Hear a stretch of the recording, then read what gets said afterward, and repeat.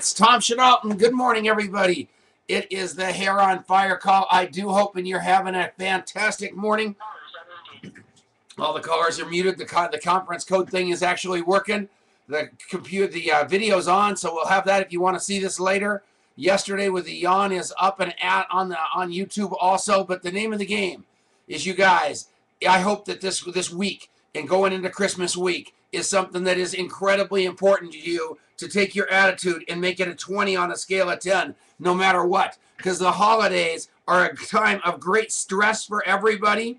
And what I want you to think about is who you know, who you can make a difference with, who you can play it bigger with. As some of you know, my mom's birthday was yesterday. So I went to a party with my brother and my sister. And already the emotions of the holidays were kind of getting ugly. And my brother and I got a little sideways. And I'll tell you what, I cleaned it up with him immediately. I kind of caused it and I kind of cleaned it up. But it showed me how the emotions are right at the top. And you know what? This holiday season, what you might be able to do is be this extraordinary person that has no agenda except love. And I want you to think about that and think about it playing it really, really big. And instead of playing like it's some multi-level marketing conversation, make sure it's a conversation. Make sure it's an interview, and make sure you're interested, not interesting. It will work like a charm. It is so easy to be gigantic in this business, and everybody's doing it. I'm hearing it from every corner of the country. Every corner of the country. This Trini, you guys know him. I'm telling you what, the guy, his hair is on fire. He is knocking the cover off the ball. Every one of you have that kind of ability. All you need to do is decide to do that. I listen to new names every day. And as I listen to names come to the forefront, the people that I'm hearing from are the ones that are making hay while the sun shines. They're not trying to figure out what's wrong with longevity. They're trying to figure out what's great about longevity, about the profession, about their life. I promise you, if you're looking for problems in longevity, you are going to find them. If you're looking for what's great about longevity, you're going to find that. And the name of the game today is to decide to do that. And make sure that everything you do is totally looking at, how am I going to make my group bigger? How am I going to make it greater? What am I encouraging, or am I complaining? And what am I complaining about? Is it that big a deal? Is it something is going to, I mean, I'm telling you, the calls I get would blow your mind, you guys. And I want you to think about this a little bit.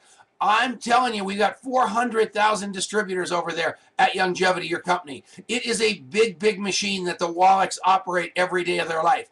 At customer service, in the warehouses, in everything going on, every day something is going to be going on that you might not agree with.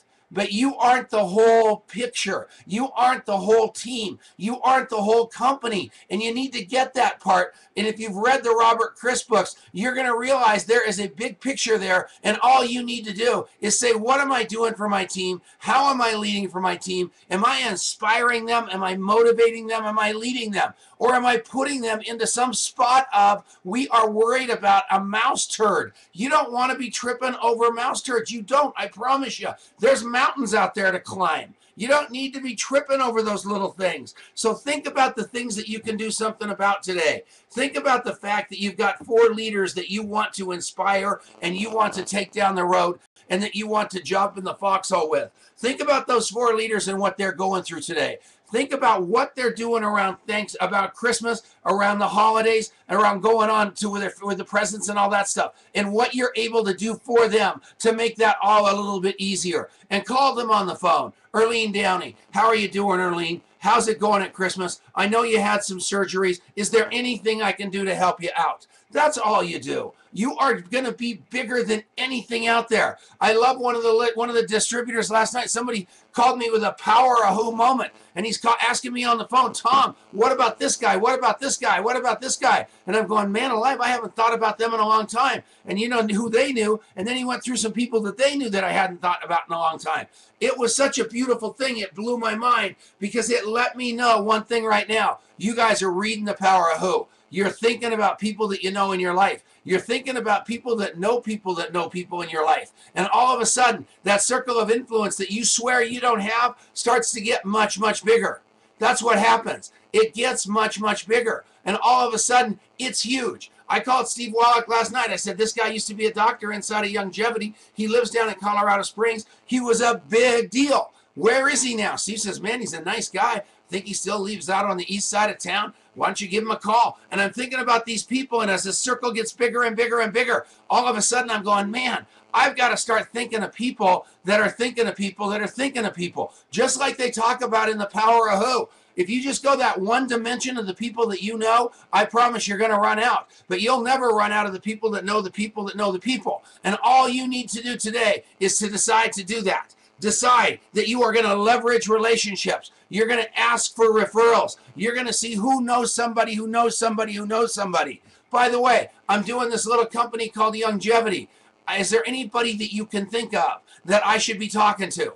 That's all it is. Even if they aren't interested. And if they really like you, they're going to make you a list anyway because they like you so well. So the name of the game, you guys, is take that circle of influence for you and push it outward. Make it bigger, make it better, make it stronger. Because I hear all the time how many people they don't know. How this happened or that happened or this drama or that drama. But I'm telling you what, your circle of influence doesn't have that problem. Your friends have friends.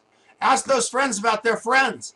Get bigger, get better, get out of the house. Be a Norm Burt. I look at Norm Burt's picture every day on Facebook. I love that guy. He's got that grin of his that's kind of an eaten grin, and he's always just there, and he's always just nipping away at people, and he's always trying to make somebody's life better. And as a result, he's got a tremendous amount of friends. That's what's great about Norm Burt. You can't not love him because his heart's so much bigger than anything else about him. And I love the guy. And do people say that about you behind your back? Are you out there making a difference and paying it forward? Or are you sitting in your house acting like a hermit? Ask yourself that right now. What are you doing? Several of you have businesses that you're trying to get off the ground, and people are telling you no. Well, every one of those people are a prospect for your Longevity business.